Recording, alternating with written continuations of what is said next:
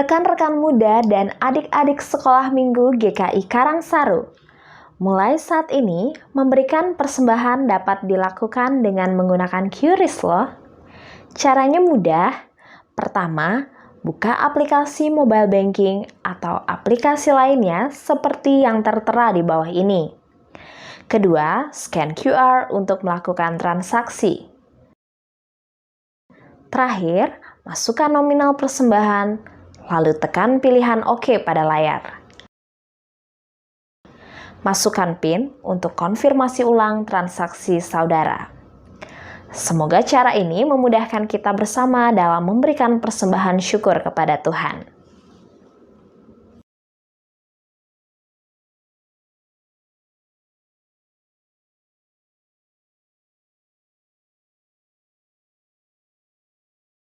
Yuk adik-adik, kita ucapkan ayat hafalan kita pada hari ini.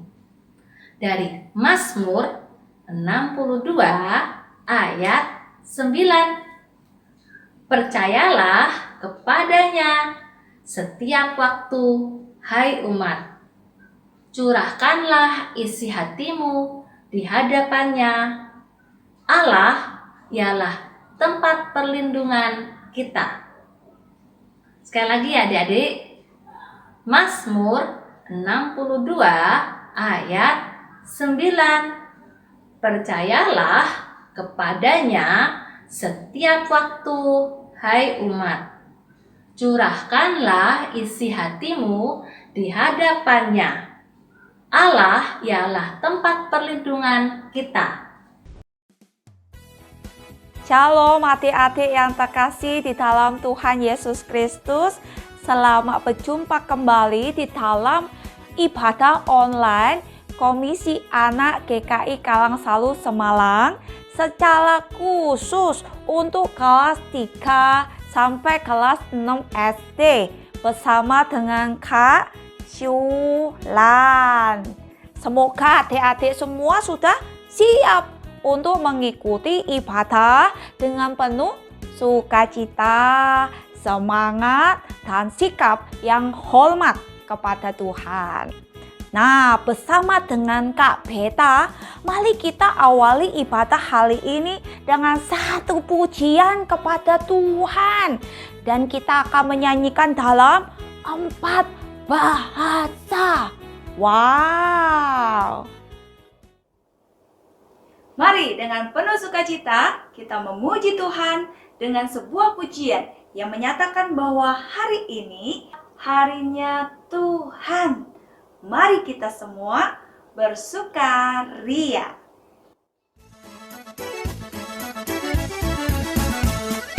Hari ini harinya Tuhan, harinya Tuhan. Mari kita bersukaria. Hari ini harinya Tuhan. Mari kita bersukaria.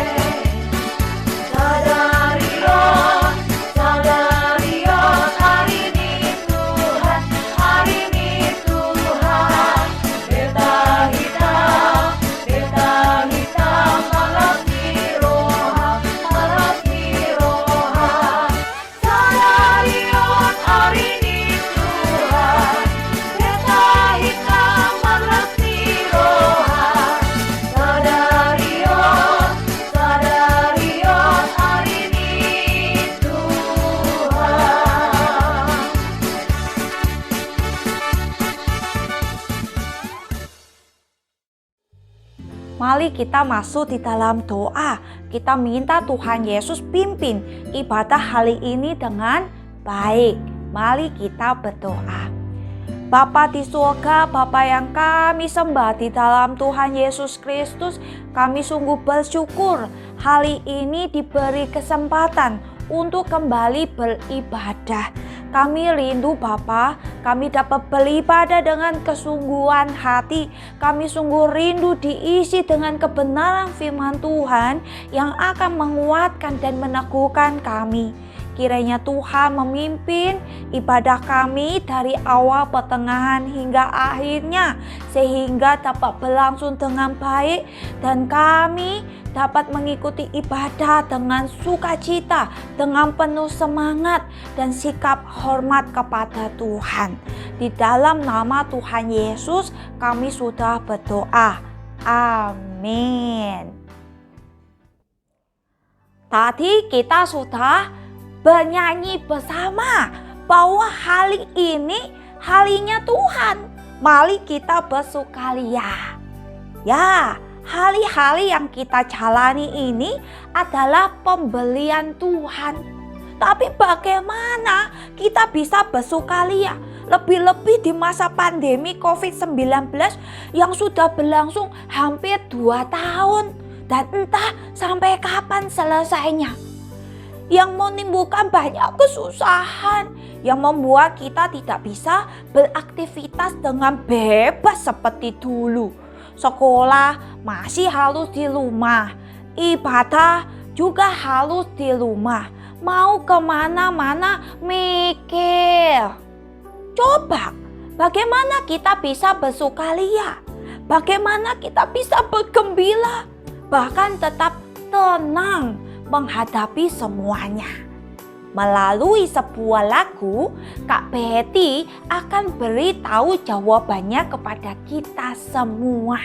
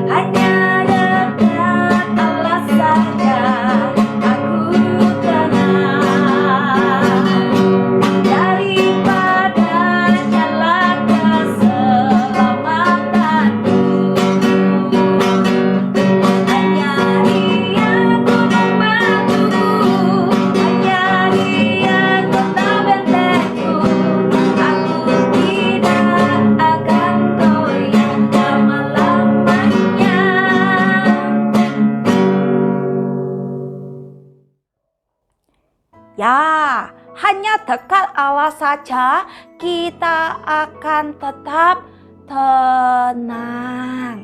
Tetap dapat bersukaria menghadapi apapun. Mengapa? Karena Allah yang kita kenal di dalam Tuhan Yesus Kristus berkuasa atas apapun juga. Tuhan Yesus juga telah berjanji akan menyertai kita sampai kepada kesudahan zaman dan tidak akan pernah meninggalkan kita. Sekarang tiba waktunya kita semua menikmati makanan rohani agar iman kita kepada Tuhan Yesus semakin bertumbuh subur dan semakin teguh di dalam Tuhan. Kak Syulan ajak kita semua siapkan hati dengan sebuah pujian berikut ini.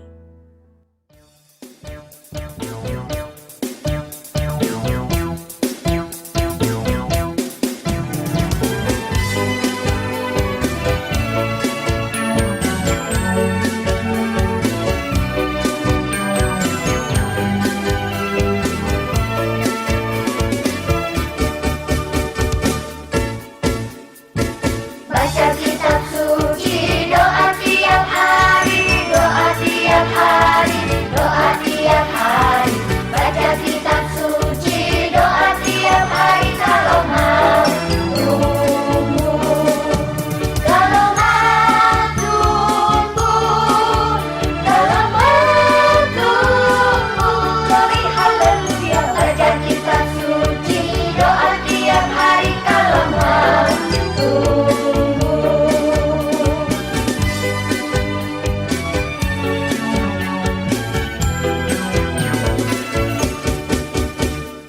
Baca kitab suci, doa tiap hari, doa tiap hari, doa tiap hari. Baca kitab suci, doa tiap hari kalau mau tumbuh. Kalau mau tumbuh, kalau mau tumbuh, glory haleluya. Baca kitab suci, doa tiap hari kalau mau tumbuh.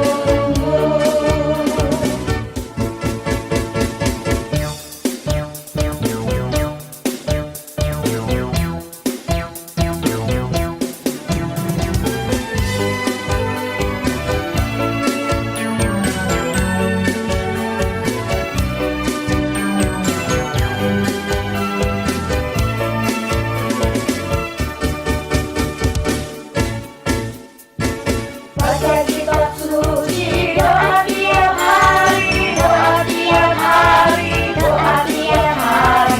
Baca kitab suci, doa tiap hari kalau mau tumbuh. Kalau mau tumbuh, kalau mau tumbuh, glory haleluya. Baca kitab suci, doa tiap hari kalau mau tumbuh.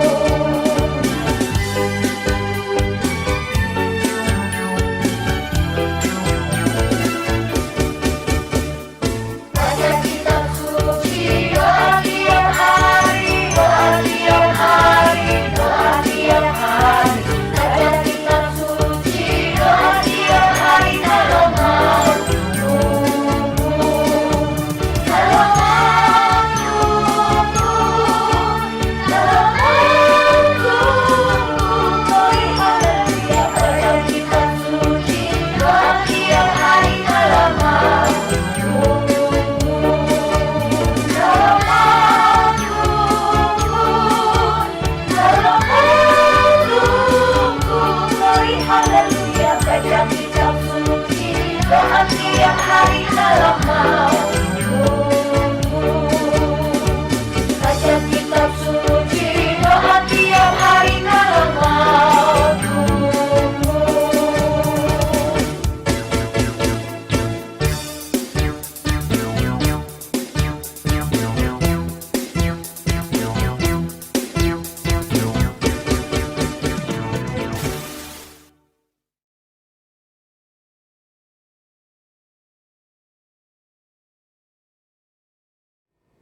Tema firman Tuhan hari ini yang akan kita pelajari adalah bukan PHK atau bukan pemberi harapan kosong.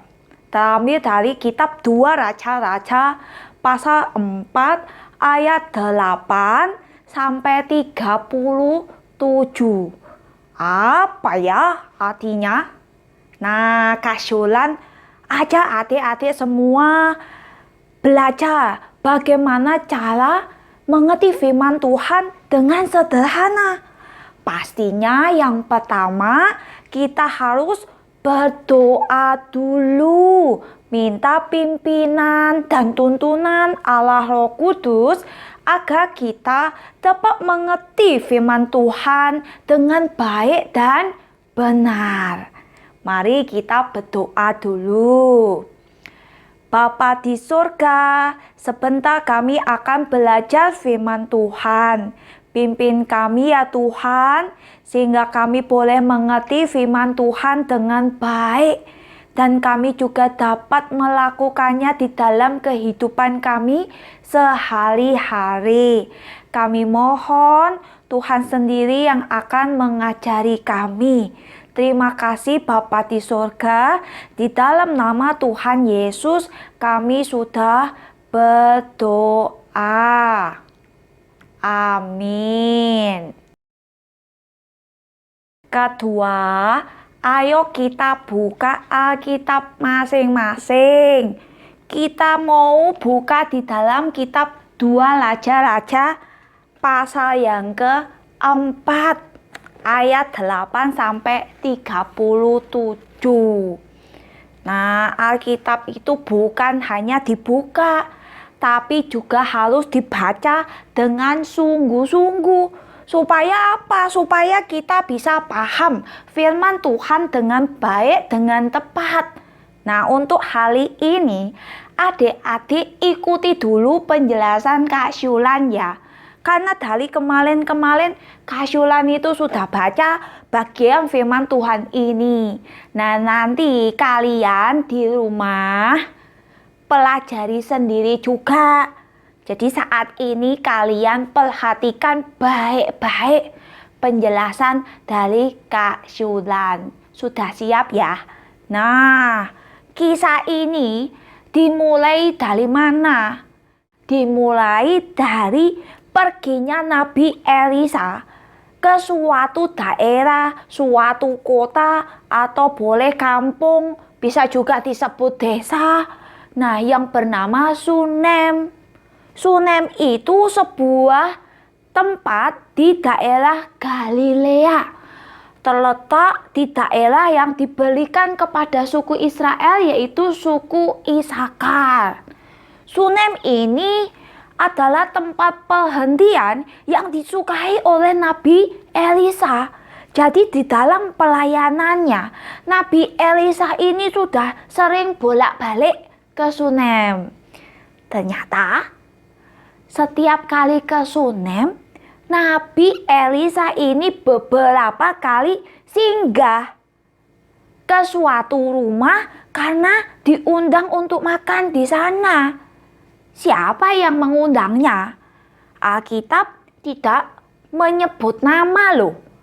Alkitab hanya mencatat bahwa orang yang mengundang Nabi Elisa untuk makan di situ, di rumahnya, itu adalah seorang perempuan kaya. Nah, seorang perempuan kaya, tapi sudah bersuami. Suaminya ini usianya sudah tua. Perempuan Sunem yang kaya ini sangat menghormati dan peduli kepada Nabi Elisa. Apa alasannya? Kita bisa lihat di ayat berapa? 9. Nah, dikatakan di situ, sesungguhnya aku sudah tahu bahwa dia itu abdi Allah yang kudus.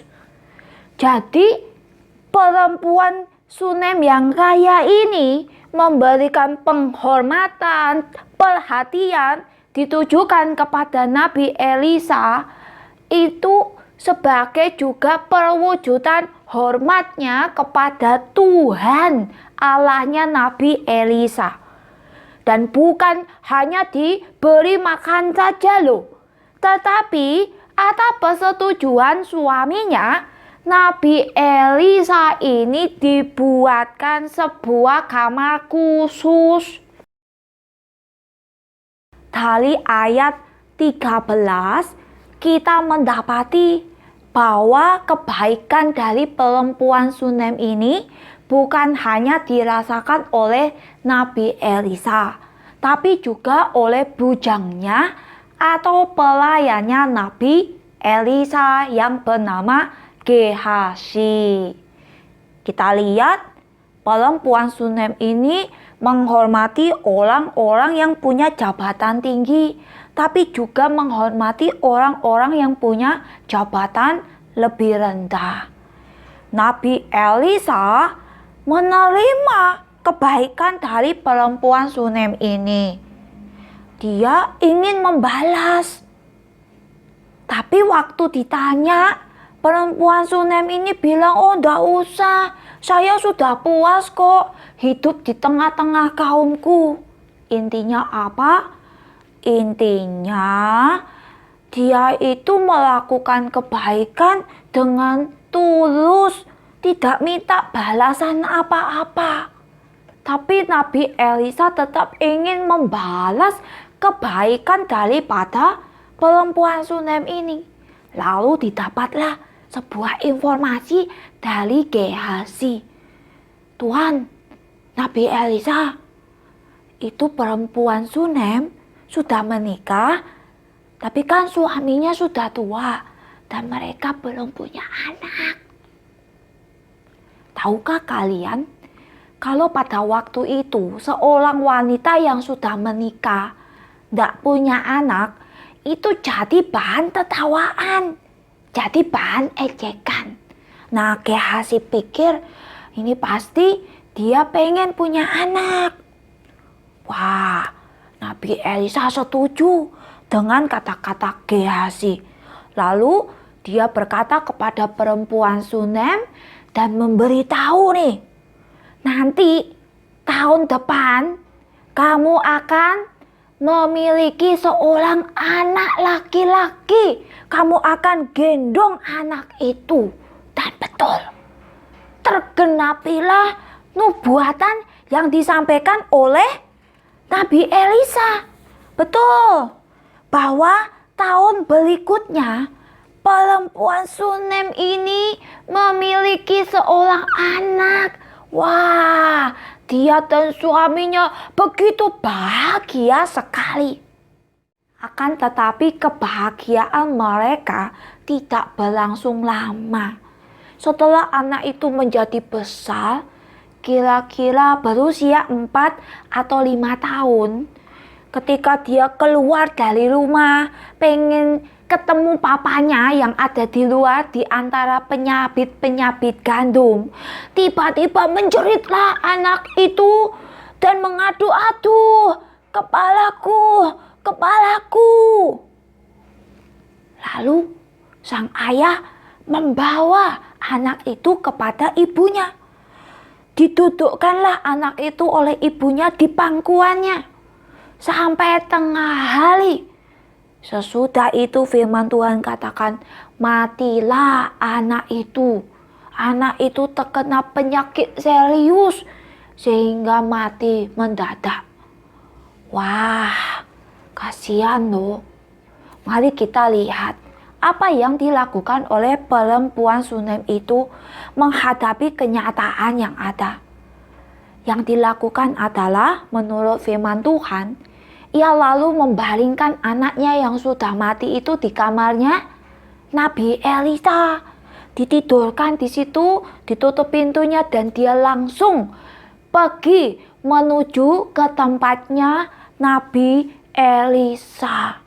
Yang dilakukannya adalah pokoknya dia harus ke sana. Nah, sampailah dia di Gunung Karmel setelah menempuh perjalanan yang cukup panjang. Pada waktu bertemu dengan Nabi Elisa, apa yang dilakukan? Dia bersujud dan memegang kakinya Nabi Elisa. Gehazi pikir ini tidak benar ini. Jadi dia hendak mengusir perempuan Sunem itu. Tetapi Nabi Elisa bilang, udah, biarkan saja, hatinya sedang pedih, sedih sekali. Tuhan menyembunyikan hal ini daripadaku, tidak memberitahukannya kepadaku. Jadi Nabi Elisa tidak tahu apa yang terjadi dengan keluarga dari perempuan Sunem ini. Lalu berkatalah perempuan itu, adakah aku minta seorang anak laki-laki daripada tuanku? Bukankah telah aku katakan, jangan aku diberi harapan kosong. Maksudnya apa? Maksudnya adalah lebih baik aku tidak punya anak daripada aku dapat anak, lalu anak itu mati. Nabi Elisa ngerti betul kepedihan hati perempuan Sunem itu. Lalu dia perintahkan Gehazi untuk membawa tongkatnya dan pergi ke rumah dari perempuan Sunem itu, kemudian menaruh tongkatnya di atas anak itu. Tetapi perempuan Sunem itu bilang, demi Tuhan yang hidup dan demi hidupmu sendiri sesungguhnya aku tidak akan meninggalkan engkau. Jadi intinya perempuan Sunem itu pengen Nabi Elisa ikut dia pulang ke rumah. Adapun Gehazi sudah berjalan mendahului mereka dan sudah melakukan apa yang diperintahkan oleh Nabi Elisa. Apa tadi? Ya, taruh tongkatnya Nabi Elisa di atas anak itu. Tapi tidak terjadi apa-apa tuh. Dan sampailah Nabi Elisa ke rumah perempuan Sunem itu. Dan betul, anak laki-laki itu sudah mati. Lalu yang dilakukan Elisa adalah dia masuk ke dalam kamar itu, tutup pintu, dan berdoa kepada Tuhan. Nabi Elisa berdoa kepada Tuhan karena ini situasinya situasi yang sulit. Anak yang Allah janjikan kepada perempuan Sunem melalui dia sudah mati. Tanpa ada sedikit pun tanda-tanda kesembuhan. Bahkan setelah Gehazi menaruh tongkatnya di atas anak itu. Namun demikian Nabi Elisa tidak hilang kepercayaan kepada Tuhan. Dia tidak frustasi atau kehilangan harapan. Dia tetap percaya bahwa Tuhan sanggup untuk melakukan sesuatu. Dan betul, Allah menjawab doanya di ayat 34-35. Ia membalingkan dirinya di atas anak itu, dengan mulutnya di atas mulut anak itu, dan matanya di atas mata anak itu, serta telapak tangannya di atas telapak tangan anak itu. Dan karena ia meniarap di atas anak itu, maka menjadi panaslah badan anak itu. Sesudah itu ia berdiri kembali dan berjalan dalam rumah itu, sekali ke sana dan sekali ke sini. Kemudian meniarap pula lah ia di atas anak itu. Maka bersinlah anak itu sampai 7 kali. Lalu anak itu membuka matanya. Wow, anak itu hidup. Luar biasa, Tuhan Allah beri hikmat kepada Nabi Elisa untuk melakukan sesuatu. Ketika melihat anak itu sudah hidup, Nabi Elisa meminta Gehazi untuk panggil ibunya. Dan dikatakan demikian, panggillah perempuan Sunem itu. Dipanggilnya dia, lalu datanglah ia kepadanya. Maka berkatalah Elisa, angkatlah anakmu ini. Masuklah perempuan itu, lalu tersungkur di depan kaki Elisa dan sujud menyembah dengan mukanya sampai ke tanah. Kemudian diangkatnya anaknya lalu keluar. Dan setelah semua selesai, Nabi Elisa kembali ke Gilgal. Kita lihat kisah perempuan Sunem dan anaknya itu membuktikan bahwa Tuhan adalah Allah yang berkuasa dan sanggup melakukan hal yang mustahil. Tuhan tahu apa yang menjadi keinginan terdalam dari keluarga perempuan Sunem, yaitu hatinya seorang anak. Dan Tuhan mewujudkan, menjawab keinginan terdalam mereka. Dan ketika anak yang diberi oleh Tuhan itu mati, Tuhan pun sanggup membangkitkannya melalui Nabi Elisa. Tuhan mendengar doa yang diucapkan Nabi Elisa. Walau tampaknya mustahil, namun Tuhan berkuasa menghidupkan anak itu. Tuhan benar-benar sanggup melakukan jauh lebih banyak daripada yang kita doakan atau pikirkan. Oleh karena itu, adik-adik sekalian, dalam segala sesuatu yang kita butuhkan, percayalah kepada Tuhan dan kuasa Tuhan yang begitu ajaib. Percayalah selalu bahwa Tuhan tidak akan pernah memberikan harapan kosong kepada kita.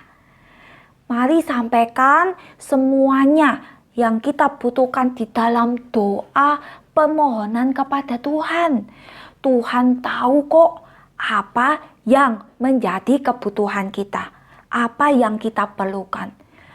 Jika itu memang baik untuk kita, betul-betul kita butuhkan, percayalah bahwa Tuhan pasti akan memberikannya kepada kita.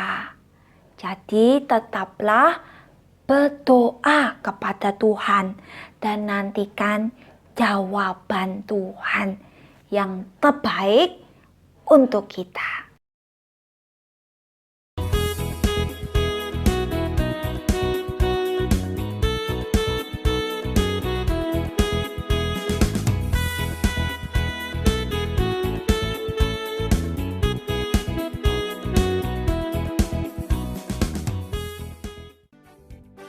Adik-adik yang terkasih, percayalah di dalam Tuhan Yesus Kristus tidak pernah ada harapan kosong. Harapan di dalam Tuhan Yesus itu ya dan amin. Pasti terjadi, pasti digenapi. Jangan pernah ragu, jangan pernah bimbang. Jika Allah Bapa di surga rela berikan anak tunggalnya demi keselamatan umat manusia berdosa.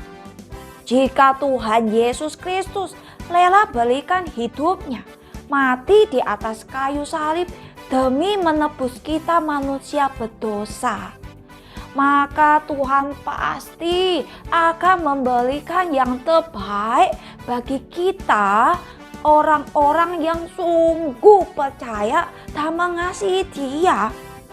Ia tidak akan pernah tinggalkan dan kecewakan kita. Oleh sebab itu, mari kita jalani hari-hari pemberian Tuhan ini dengan penuh tekad, dengan penuh semangat untuk selalu bersama Yesus. Sebab bersama Yesus tidak ada yang sukar. Untuk masalahku, untuk masalahmu, untuk masalah kita, itu semua kecil buat Tuhan.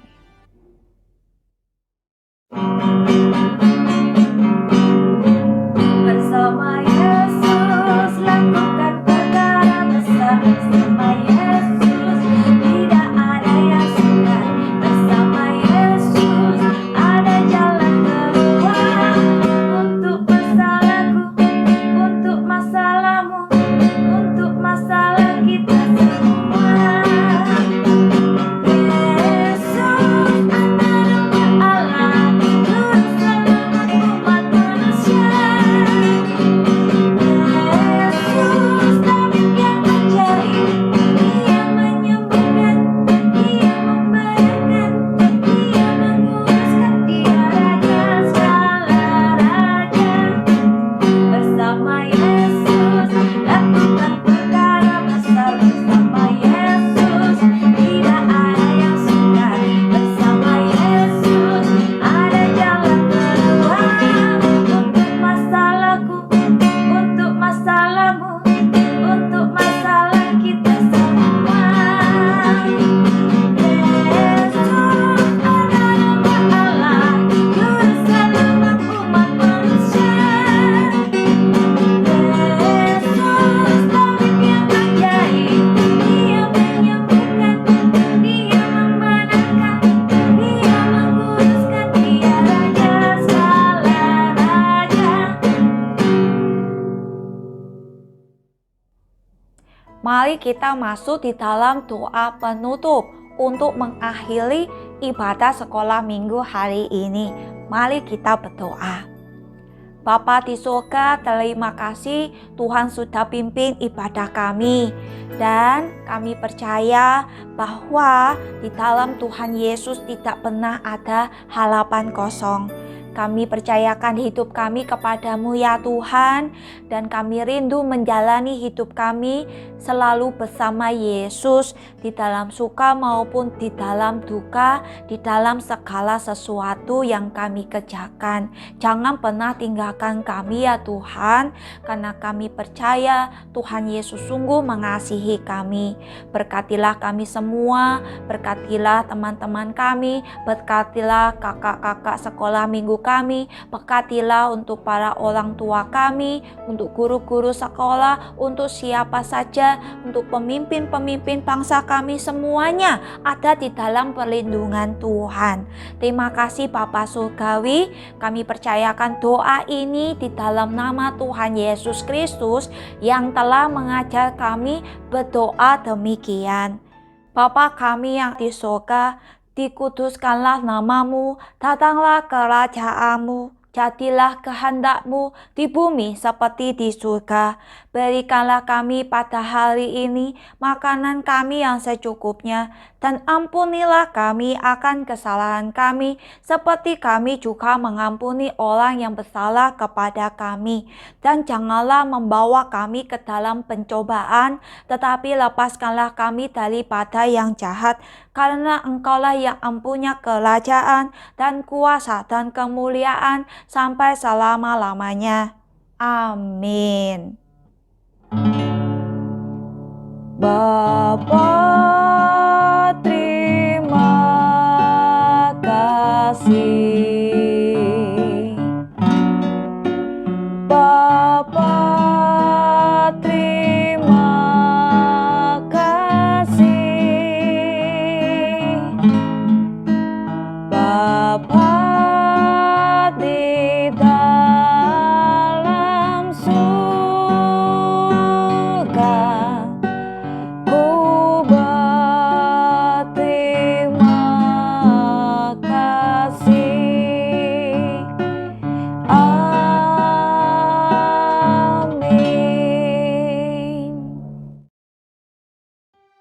Demikianlah ibadah sekolah minggu sudah selesai kita laksanakan. Kiranya adik-adik semua dimanapun berada tetap setia kepada Tuhan dan selalu hidup menyenangkan hati Tuhan. Tetap semangat, tetap bersukacita, dan selalu menerapkan protokol kesehatan dimanapun adik-adik berada. Ingat 5M. Yang pertama, pakai masker. Yang kedua, cuci tangan pakai sabun dan air mengalir. Yang ketiga, menjaga jarak. Yang keempat, menjauhi kerumunan. Serta yang kelima, membatasi mobilisasi dan interaksi. Selamat hari Minggu, Tuhan Yesus memberkati kita semua. Burung pipit tidak menanam, tapi Tuhan beri makan. Bunga bakung tidak meminta, tapi Tuhan dandani. Terlebih aku, anak-anaknya, pasti Tuhan pelihara.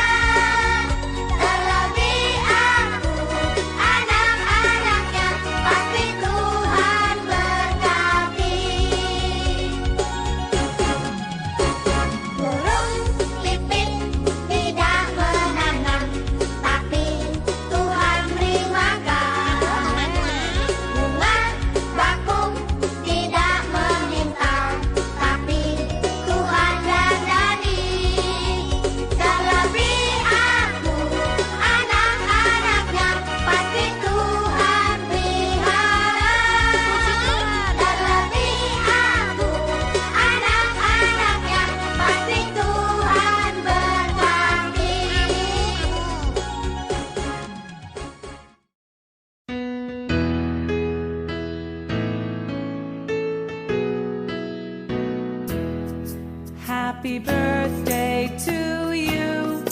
Happy birthday to you. Happy birthday, happy birthday, happy birthday to you. Happy birthday to you. Happy birthday to you. Happy birthday.